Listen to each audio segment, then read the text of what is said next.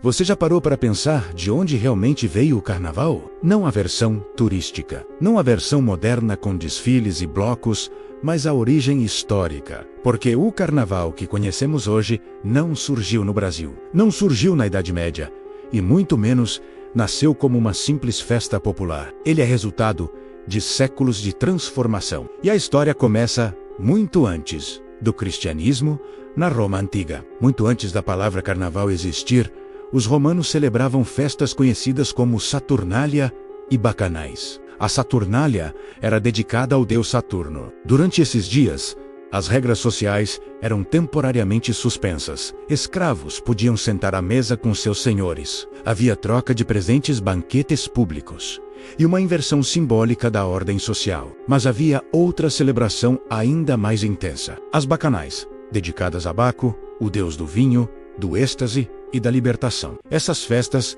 eram marcadas por excessos, música intensa, vinho em abundância e uma suspensão temporária das normas morais. Era um período onde o comportamento comum era deixado de lado. Agora pense comigo: liberdade temporária, excesso, suspensão das regras, inversão social. Isso soa familiar, mas aqui é importante entender algo. As bacanais não eram apenas festas descontroladas.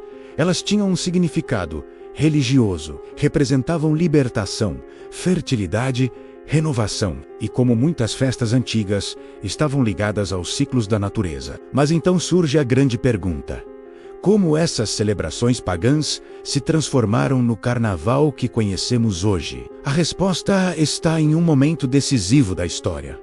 A expansão do cristianismo pela Europa. Quando o Império Romano começou a se cristianizar, muitas tradições antigas não desapareceram imediatamente. Elas foram reinterpretadas, adaptadas, transformadas. E é aqui que a história começa a ficar interessante, porque o carnaval passa a surgir como um período anterior à Quaresma. A Quaresma é um tempo de jejum, reflexão e abstinência, 40 dias de preparação antes da Páscoa.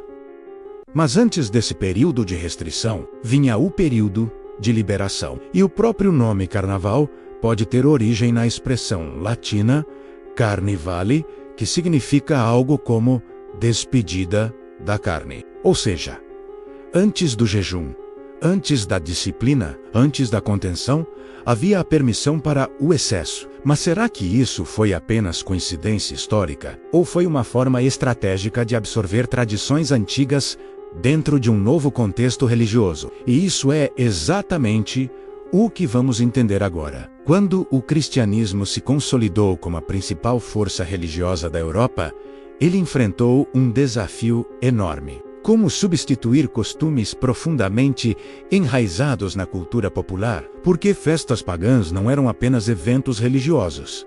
Elas eram parte da identidade social. E eliminar totalmente essas celebrações poderia gerar resistência. Então, ao invés de simplesmente proibir tudo, em muitos casos aconteceu algo diferente. As festas foram absorvidas e resignificadas. Durante a Idade Média, surge com mais clareza o período conhecido como Carnaval, imediatamente antes da Quaresma. Era o último momento de festa antes do jejum, o último grande banquete antes da abstinência, o último período de liberdade antes da disciplina espiritual. Mas existe um detalhe curioso. Na Europa medieval, o Carnaval era marcado por algo muito específico: a inversão da ordem. Camponeses se vestiam como nobres. Nobres zombavam da própria autoridade. Líderes religiosos eram caricaturados.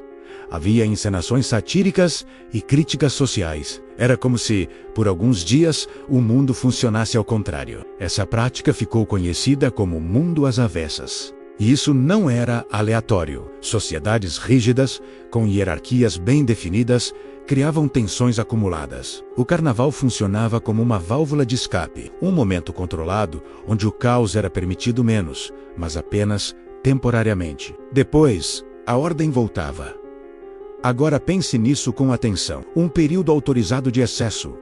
Uma liberação momentânea. Uma ruptura simbólica das normas.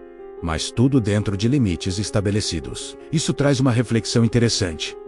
O carnaval não nasceu apenas como festa. Ele nasceu como mecanismo social, uma forma de aliviar pressões, e ao longo dos séculos, ele foi se transformando. Na Itália surgiram os bailes de máscaras em Veneza. Na França, festas populares com desfiles e sátiras. Em Portugal, o chamado entrudo, que depois seria levado ao Brasil. O entrudo era marcado por brincadeiras intensas, jogos com água, farinha e tintas. Era desorganizado, barulhento e muitas vezes caótico. Quando chegou ao Brasil, encontrou um cenário diferente. Misturou-se com influências africanas, indígenas e europeias. E aqui começa a construção do carnaval brasileiro. Mas antes de chegarmos ao Brasil, existe uma pergunta importante. Se o carnaval surgiu como mistura de tradição pagã com adaptação cristã medieval, por que ele ainda carrega traços tão parecidos com as antigas bacanais? Excesso, fantasias, liberação, música intensa, suspensão momentânea das normas. Seria apenas coincidência cultural ou herança histórica que nunca desapareceu completamente? E o que isso significa hoje? É exatamente isso que vamos aprofundar agora. Quando o carnaval chega ao Brasil através dos portugueses, ele ainda não tinha o formato que conhecemos hoje. Ele era o entrudo, uma festa popular, muitas vezes desorganizada, marcada por brincadeiras agressivas, arremesso de líquidos, farinha e até objetos. Era uma celebração ruidosa, caótica e vista por parte da elite como algo excessivo demais. Com o tempo, as autoridades começaram a tentar controlar esse comportamento. Mas algo interessante aconteceu. Ao invés de desaparecer, o carnaval foi se transformando. No século XIX, surgem os bailes de máscara inspirados na Europa. Depois aparecem os cordões, os ranchos, os blocos, e então entra um elemento decisivo. A influência africana, ritmos, percussão, dança, espiritualidade, o carnaval brasileiro passa a ganhar identidade própria. Já não era apenas uma adaptação medieval. Tornava-se uma expressão cultural complexa. Mas mesmo com todas essas transformações, uma característica permaneceu: a ideia de libertação temporária. Durante alguns dias, as regras sociais ficam mais flexíveis. As pessoas se fantasiam, assumem personagens, exploram identidades. Existe algo profundamente simbólico nisso. A máscara, desde a Roma antiga até Veneza medieval, a máscara permite anonimato. E o anonimato permitia comportamento diferente. Sem identidade visível, a responsabilidade parece menor. Isso já existia nas festas antigas e continua presente até hoje. Mas aqui surge uma pergunta mais profunda. Por que sociedades repetem esse padrão ao longo dos séculos? Um período de contenção, seguido por um período de excesso. Ordem seguida de caos. Disciplina seguida de liberação. Talvez porque o ser humano viva em tensão constante entre controle e desejo, entre regra e impulso. E o carnaval, historicamente, se tornou o momento autorizado para essa liberação. Mas há outro detalhe pouco comentado. Mesmo sendo associado ao calendário cristão, o carnaval nunca foi uma celebração litúrgica oficial. Ele sempre existiu na fronteira entre cultura e religião, entre tradição popular e adaptação histórica. E isso explica por que ele desperta opiniões tão diferentes. Para alguns, é apenas festa. Para outros, é herança pagã. Para outros ainda, é manifestação cultural legítima. Mas independente da interpretação, uma coisa é inegável: o carnaval carrega camadas históricas que vão muito além da superfície. E entender essas camadas muda completamente a forma como enxergamos essa celebração. Mas ainda falta a parte mais importante dessa história. Porque a verdadeira questão não é apenas de onde ele veio.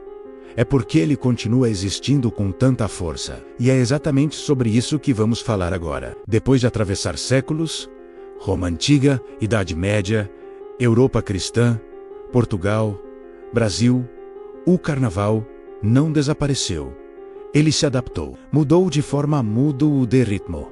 Mudou de linguagem, mas manteve algo essencial: a ideia de suspensão temporária das regras. E talvez seja exatamente isso que explica sua força. O ser humano sempre viveu entre dois polos: disciplina e desejo, ordem e impulso, controle e liberdade. Sociedades organizadas exigem limites, mas o coração humano sempre busca escape. Historicamente, o carnaval funcionou como essa válvula, um período permitido de exagero antes do retorno à normalidade. Mas aqui surge uma reflexão importante. Quando a liberação deixa de ser temporária e passa a ser constante, a sociedade muda. E talvez essa seja a grande diferença do nosso tempo. No passado, o excesso tinha data para terminar. Hoje, muitos vivem em estado permanente de estímulo, entretenimento constante, exposição constante, impulso constante. E isso levanta uma pergunta profunda. O carnaval mudou? Ou nós mudamos? Talvez entender a origem histórica dessa festa não seja apenas uma curiosidade cultural. Talvez seja uma oportunidade de reflexão, porque, quando conhecemos a história por trás das tradições, passamos a inseri-las com mais consciência. E consciência não é julgamento, é entendimento. Agora, eu quero ouvir você. Você acredita que o carnaval é apenas manifestação cultural? Ou acha que ele ainda carrega influências muito mais antigas do que imaginamos? Comente aqui embaixo, eu realmente leio os comentários. Se esse vídeo trouxe informações que você nunca tinha ouvido antes, deixe o seu like. Isso ajuda o YouTube a entregar esse conteúdo para mais pessoas. Compartilhe com alguém que gosta de história, cultura e temas bíblicos. E se você quer continuar recebendo conteúdos assim, história, mistério, tradição e reflexão profunda, inscreva-se no canal. Agora, porque aqui a gente não fica só na superfície. A gente investiga a origem. Nos vemos no próximo vídeo.